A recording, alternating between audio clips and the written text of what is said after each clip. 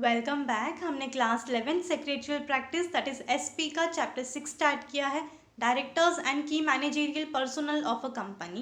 पिछले वीडियो में हमने ये चैप्टर स्टार्ट कर दिया था, जिसमें हमने इस चैप्टर का इंट्रोडक्शन कवर अप किया। डायरेक्टर्स का टॉपिक भी हमने स्टार्ट किया, जिसमें हमने डायरेक्टर्स का मीनिंग समझा, provisions and rule regarding appointment of directors, directors identification number that is DIN, importance of DIN and qualification of directors that is क्या क्वालिफिकेशन होनी चाहिए किसी भी इंडिविजुअल के लिए to become a director of a company. हमने ये सारे टॉपिक्स रिगार्डिंग डायरेक्टर्स पिछले वीडियो में कवर कर लिए हैं। इस वीडियो में हम टाइप्स ऑफ डायरेक्टर्स के बारे में स्टडी करेंगे। सो टॉपिक स्टार्ट करते हैं, लेट्स बिगिन।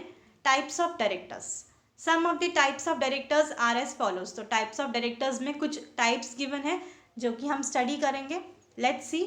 टोटल 10 टाइप्स के डायरेक्टर्स होते हैं। First director, rotational director, additional director, alternate director, women director, nominee director, executive director, non executive director, independent director, small share holders directors.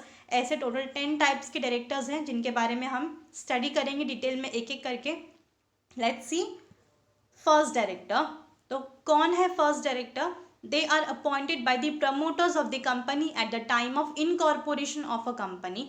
तो first director जो है उन्हें कौन अपॉइंट करता है? कंपनी के जो प्रमोटर्स होते हैं वो फर्स्ट डायरेक्टर को अपॉइंट करते हैं जब कंपनी फर्स्ट टाइम रजिस्टर होती है। न्यू कंपनी जब रजिस्टर होती है eight the time of incorporation, promoters जो होते हैं कंपनी के वो फर्स्ट टाइम जब डायरेक्टर्स को अपॉइंट करते हैं उन्हें फर्स्ट डायरेक्टर्स कहा जाता है।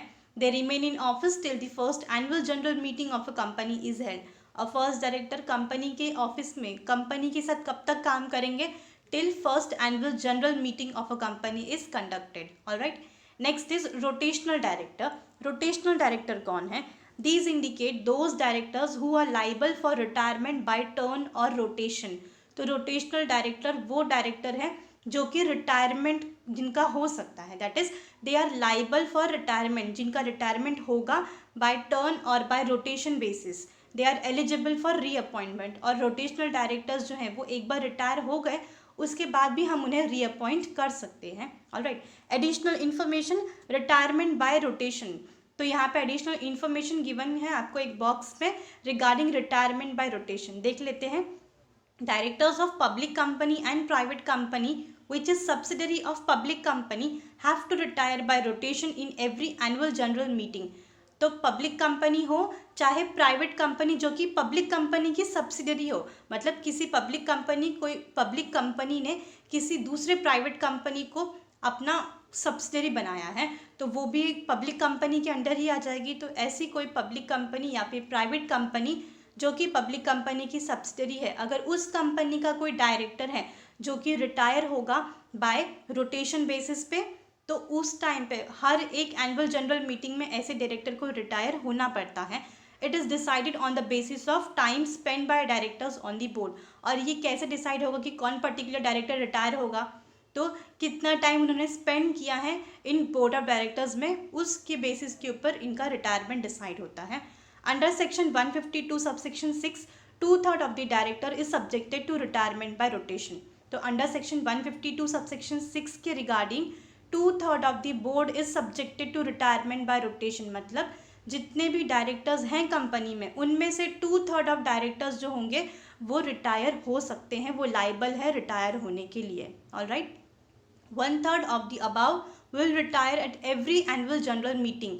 और ये जो 2/3 है, मतलब टोटल अगर 10 है तो 10 में से 2/3 डायरेक्टर क्या होंगे? रिटायर होंगे। और 2/3 में से 1/3 डायरेक्टर जो होगा वो रिटायर होगा every annual general meeting. Alright. But ये फिर से रीअपॉइंट हो सकते हैं। एग्जाम्पल गिवन है आपको प्रॉपरली समझने के लिए। A company with 3 directors on board, at least 2 directors must be rotational director.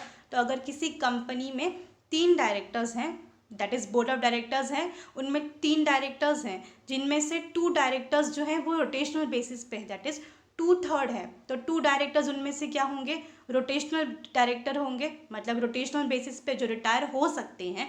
2 में से कोई एक रिटायर हो सकता है डिपेंड अपॉन द कितना टाइम उन्होंने स्पेंड किया है ऑन बोर्ड ऑफ डायरेक्टर्स में, जिनमें से 1/3 मतलब 2 में से 1/3, ऑलराइट, दैट इज 2 डायरेक्टर्स में से एक डायरेक्टर जो है वो रिटायर होगा at every annual general meeting. And can be eligible for reappointment, मतलब रिटायर हो गया है फिर भी हम उन्हें वापस रीअपॉइंट कर सकते हैं। ऑलराइट, आई होप आपको समझ में आया होगा रोटेशनल डायरेक्टर के बारे में।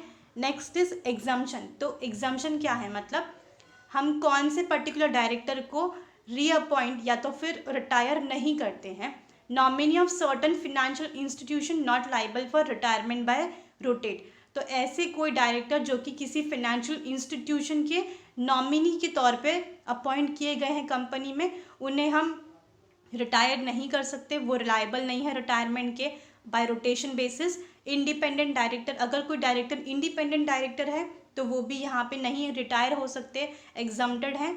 And executive directors like MD and WDT having pre decided term for appointment namely for 5 years do not retire bye rotation. या तो फिर ऐसे कोई डायरेक्टर्स जो कि MD हैं, होल टाइम डायरेक्टर हैं, WDT हैं, जो कि पहले से ही 5 years के लिए अपॉइंट किए जाते हैं, उन्हें भी रिटायर नहीं कर सकते ऑन रोटेशन बेसिस। ऑलराइट, तो ये तीनों जो केसेस हैं वो एग्जम्पशन केसेस हैं जो कि रिटायरमेंट के लिए लाइबल नहीं है by rotation. Alright, I hope आपको समझा होगा।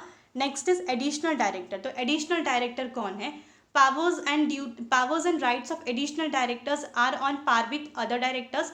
मतलब एडिशनल डायरेक्टर्स के जितने भी पावर्स हैं, जितने भी उनके अधिकार हैं, वो बिल्कुल सेम होते हैं बाकी डायरेक्टर्स के जैसे ही। Additional director is appointed by the board as authorised by articles as and when needed. तो एडिशनल डायरेक्टर्स को कौन अपॉइंट करता है? एडिशनल डायरेक्टर्स को बोर्ड ऑफ डायरेक्टर्स ही अपॉइंट करते हैं। वैसे हम देखते हैं डायरेक्टर्स को शेयर होल्डर्स अपॉइंट करते हैं या तो फिर आर्टिकल्स ऑफ एसोसिएशन में जैसे मेंशन किया जाता है, बट एडिशनल डायरेक्टर्स को बोर्ड ऑफ डायरेक्टर्स ही अपॉइंट करते हैं। ऑथोराइज किया जाता है आर्टिकल्स ऑफ एसोसिएशन में, प्रिस्क्राइब क्या है, रूल गिवन है, उसी के अकॉर्डिंग एडिशनल डायरेक्टर्स को बोर्ड ऑफ डायरेक्टर्स ही अपॉइंट करते हैं जब भी कंपनी को ज़रूरत पड़ती है एडिशनल डायरेक्टर्स की, किसी और डायरेक्टर्स की। Additional directors hold office till the next annual general meeting that is AGM। Additional directors कब तक ऑफिस में रहकर काम करेंगे? Till the next annual general meeting. जब तक अगला एनुअल जनरल मीटिंग नहीं होता तब तक एडिशनल डायरेक्टर कंपनी के साथ में काम करेंगे। Alright, next is alternate director. अब अल्टरनेट डायरेक्टर कौन है? It means a director who is nominated by board to act in a place of director in his absence. This appointment can not be for less than 3 months। तो alternate director कौन है? Board of directors है, मतलब total अगर 10 director है, 10 में से कोई एक डायरेक्टर जो है वो छुट्टी पे गया है, लीव पे गया है, या फिर नहीं आ पा रहा है कंपनी में, आउट ऑफ इंडिया है, तो अपने एब्सेंस में वो किसी और को एज अ डायरेक्टर अपॉइंट करेगा, तो उन्हें हम बोलेंगे अल्टरनेट डायरेक्टर। बट वो जो एब्सेंस है, जो जगह खाली है या बाहर कहीं गए हैं, एज ए लीव पे हैं, तो 3 महीने के लिए कम से कम उन्हें जाना होगा, तभी ही 3 महीने से कम का टाइम होगा तो अल्टरनेट डायरेक्टर अपॉइंट नहीं किया जा सकता। एटलीस्ट 3 महीने के लिए उन्हें बाहर जाना होगा, लीव पे जाना होगा, एब्सेंस होगा, तो अल्टरनेट डायरेक्टर अपॉइंट किए जा सकते हैं। Alright, next is women director. The following class of companies are required to appoint at least one woman director on their board। तो वुमेन डायरेक्टर, हर एक कंपनी जो है वो वुमेन डायरेक्टर को अपॉइंट नहीं करती, कुछ कंडीशंस हैं, कुछ शर्तें हैं जो कि प्रिस्क्राइब की गई हैं for a company to appoint at least one women director on their board of directors. तो क्या है condition? First is every listed company, हर वो कंपनी जो कि लिस्ट की गई, लिस्टेड है on stock market, stock exchange में जिनका नाम लिस्ट किया गया है, ऐसी कंपनी को कम से कम एक वुमेन डायरेक्टर अपॉइंट करनी होगी अपने बोर्ड ऑफ डायरेक्टर्स में। Next is every public company, her public company को अपॉइंट करना होगा वुमेन डायरेक्टर को, बट कौन सी पब्लिक कंपनी? फर्स्ट कंडीशन है paid up share capital of 100 crores और मोर। ऐसी पब्लिक कंपनी जिसका paid up share capital 100 crores है या फिर 100 crores से ज़्यादा है, ऐसी कंपनी को एक वुमेन डायरेक्टर को अपॉइंट करना होगा। नेक्स्ट, टर्नओवर ऑफ ₹300 crores और मोर, या तो फिर ऐसी कंपनी जिसका sales that is turnover 300 crores या फिर उससे ज़्यादा है। अगर ऐसी कोई कंपनी होगी तो उस कंपनी को at least one women director appoint करना पड़ेगा on boards. Alright, next is nominee director. Nominee director क्या है? This person is nominated on the board by a major dominant share holder like a financial institution to represent and safeguard its interest. तो nominee director कौन appoint करता है? Nominee director appoint जो करता है वो कोई मेजर या तो फिर डोमिनेंट शेयर होल्डर होता है, लाइक ए फिनेंशियल इंस्टीट्यूशन हो सकते हैं। दैट इज़ अगर कंपनी ने कहीं से पैसे लिए हैं या तो फिर अगर कोई शेयर होल्डर है जिसका सबसे ज़्यादा पैसा लगा है कंपनी में, तो ऐसा शेयर होल्डर या ऐसा कोई इंस्टीट्यूट है जिसने कंपनी में बहुत पैसे लगाए हैं, तो वो अपना कोई पर्सन या तो फिर अपने तरफ से कोई एक पर्टिकुलर इंडिविजुअल को बोर्ड ऑफ डायरेक्टर्स में एज अ डायरेक्टर नॉमिनेट करेगा। तो ऐसे टाइम पे वो होगा नॉमिनी डायरेक्टर। ऑलराइट, वो इसीलिए अपॉइंट किया जाता है सो दैट क्योंकि पैसे लगे हैं काफ़ी ज़्यादा, कोई शेयर होल्डर है जिन्होंने बहुत ज़्यादा पैसे इन्वेस्ट किए हैं, कोई फाइनेंशियल इंस्टीट्यूशन है जिन्होंने बहुत ज़्यादा पैसे लगाए हैं कंपनी में, तो उनके पैसे जो हैं वो प्रॉपर तरीके से यूज़ हो, उसका कोई वो सेफ रहे, उनका पैसा प्रॉपरली अच्छे तरीके से यूज़ हो, ये देखने के लिए ऐसी फिनेंशियल इंस्टीट्यूशंस या तो फिर जो शेयर होल्डर जिन्होंने बहुत ज़्यादा पैसे कंपनी में लगाए हैं वो अपने तरफ से एक डायरेक्टर को अपॉइंट करते हैं कंपनी में। ऑलराइट, जिन्हें नॉमिनी डायरेक्टर कहा जाता है। Next is executive director. अब एग्जीक्यूटिव डायरेक्टर कौन है? This category can also be called whole time director, WDT। तो एग्जीक्यूटिव डायरेक्टर को हम होल टाइम डायरेक्टर्स भी कह सकते हैं। They are in a full time employment with the company, क्योंकि वो कंपनी में as a full time employ काम करते हैं, इसीलिए उन्हें होल टाइम डायरेक्टर कहा जाता है। They play a big role in a day to day management of a company for all practical purpose. They are given managerial responsibilities and suitable titles like marketing directors, finance director, etc. ये company के सारे छोटे बड़े काम करते हैं।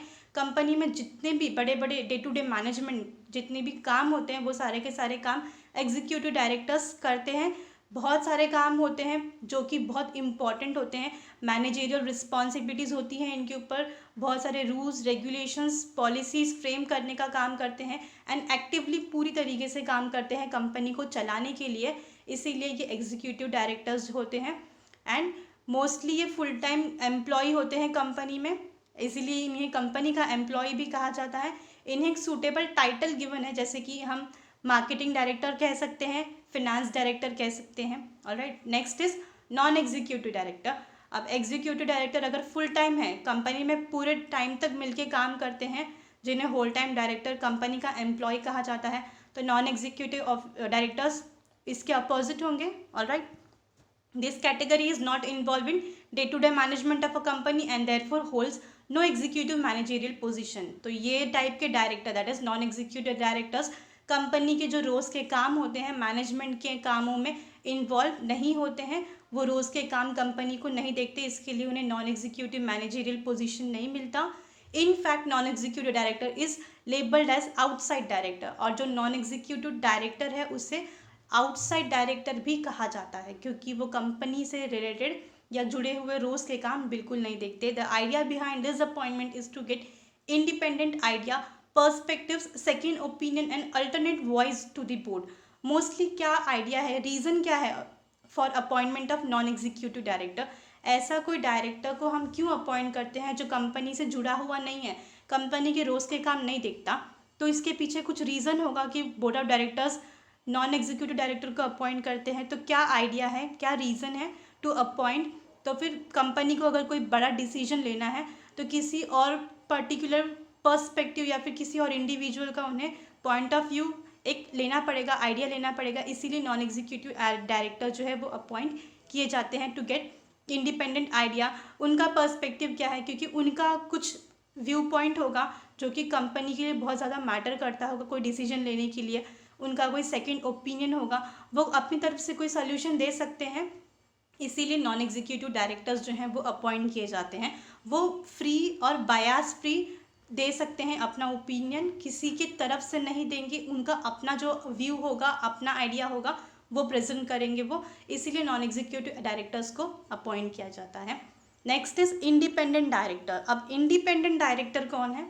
Under section 149 any director other than managing director, whole time director और a nominee director is independent director as per section 149 of the act. अब इंडिपेंडेंट डायरेक्टर कौन है? कोई भी डायरेक्टर इंडिपेंडेंट डायरेक्टर हो सकता है other than managing director, whole time director और अ नॉमिनी डायरेक्टर। इन तीनों के अलावा कोई भी डायरेक्टर इंडिपेंडेंट डायरेक्टर हो सकता है as per section 149 of the act. Terms of independent director, क्या टर्म्स है, क्या कंडीशंस हैं इंडिपेंडेंट डायरेक्टर्स के? First is independent director hold office for a term up to 5 consecutive years and is eligible for reappointment. कोई भी director जो कि independent director होगा, जिन्हें इंडिपेंडेंट डायरेक्टर करके कंपनी में अपॉइंट किया जाता है, वो कंपनी में कम से कम 5 साल तक के लिए अपॉइंट किया जाता है। दैट इज लगातार डायरेक्टर 5 years तक के लिए अपॉइंट किए जाते हैं। उनका टर्म होता है कंपनी में वो फॉर 5 years और 5 साल के बाद फिर से वो रीअपॉइंट किए जा सकते हैं।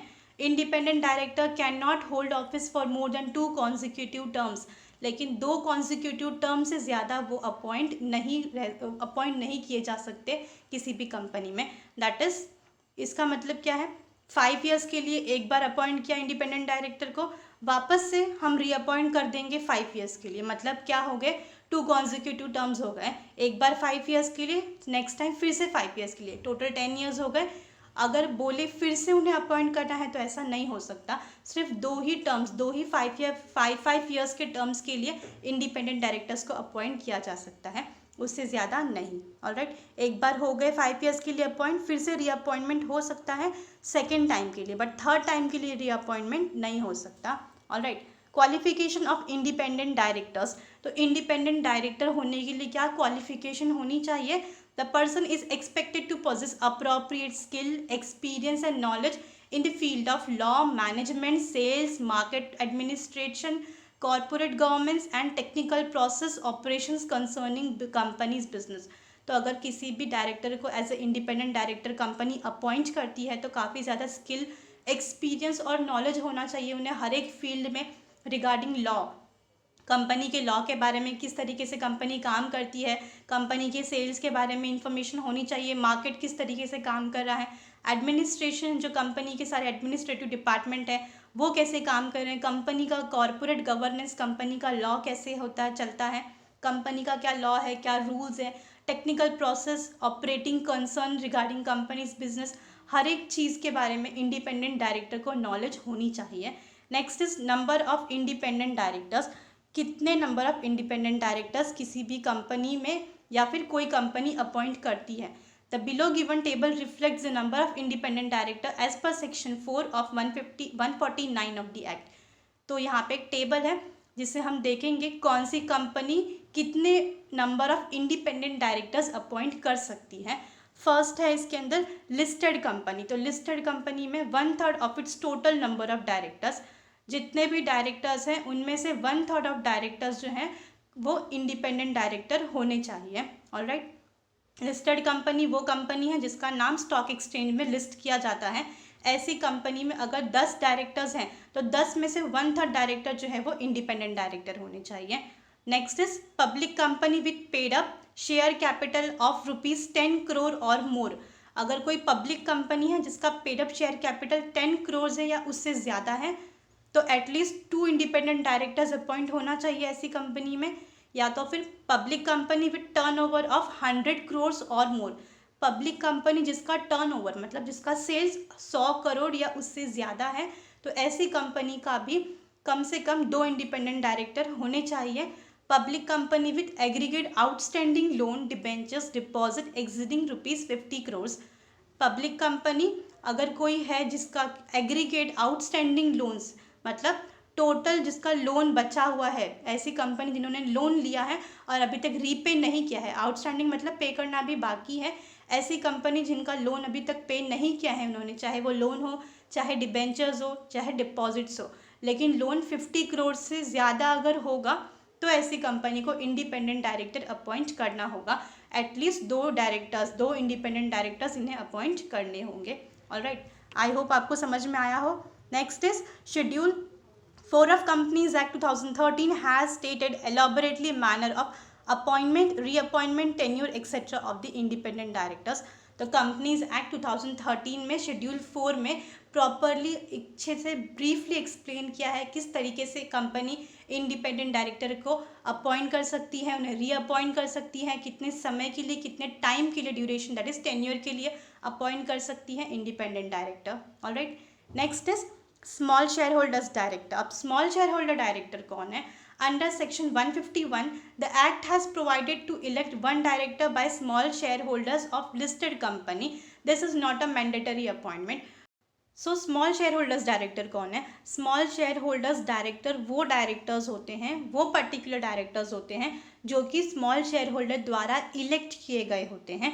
अब स्मॉल शेयर होल्डर कौन है? तो स्मॉल शेयर होल्डर वो पर्सन है जो कि शेयर्स परचेज करते हैं नॉमिनल वैल्यू के मैक्सिमम 20,000 रुपीज़ के, मतलब 20,000 से ज़्यादा का शेयर्स वो परचेज नहीं करते, मैक्सिमम 20,000, उससे कम के शेयर्स वो परचेज कर सकते हैं एंड मैक्सिमम 20,000, उससे ज़्यादा शेयर्स अगर परचेज करेंगे तो वो स्मॉल शेयर होल्डर्स की कैटेगरी में नहीं आएंगे। मैक्सिमम वैल्यू कितनी होनी चाहिए शेयर्स की? 20,000 रुपीज़। ऐसे पर्टिकुलर जो शेयर होल्डर्स होते हैं बट लिस्टेड कंपनी के, ऐसी कंपनी जो कि स्टॉक एक्सचेंज पे लिस्ट करी हुई है, जिन्होंने स्टॉक एक्सचेंज पे अपना नाम रजिस्टर कराया है, ऐसी कंपनी के जो शेयर होल्डर्स है that is small share holders, जिन्होंने 20,000 रुपीज़ के शेयर्स होल्ड किए हैं, ऐसे जो शेयर होल्डर्स होते हैं वो एक डायरेक्टर अपॉइंट कर सकते हैं। ऑलराइट, बट फिर इनका जो अपॉइंटमेंट है वो मैंडेटरी नहीं है, वो कंपलसरी नहीं है। अगर जो स्मॉल शेयर होल्डर्स है वो अगर चाहें तो डायरेक्टर्स को अपॉइंट कर सकते हैं। सो ऐसे इंडिविजुअल, ऐसे share holders that is small share holders जब डायरेक्टर्स अपॉइंट करते हैं तो उन्हें स्मॉल शेयर होल्डर्स डायरेक्टर्स कहा जाता है। इनका अपॉइंटमेंट जो है वो कंपलसरी नहीं है, मैंडेटरी नहीं है, शेयर होल्डर्स चाहें तो डायरेक्टर्स अपॉइंट कर सकते हैं। ऑलराइट, सो यहाँ पे हमारे टोटल जो 10 पॉइंट्स थे, 10 टाइप्स ऑफ डायरेक्टर्स थे, वो कंप्लीट हुए। आई होप आपको पूरा का पूरा जो टॉपिक था, पॉइंट्स थे, वो समझ में आया होगा। सो इस वीडियो में हमने directors that is types of directors का जो पूरा टॉपिक था वो कंप्लीट किया। टोटल 10 टाइप्स के डायरेक्टर्स थे, हमने डिटेल में स्टडी किए। आई होप आपको पूरा का पूरा 10 टाइप्स जो था डायरेक्टर्स का वो समझ में आया होगा। So thank you for your time.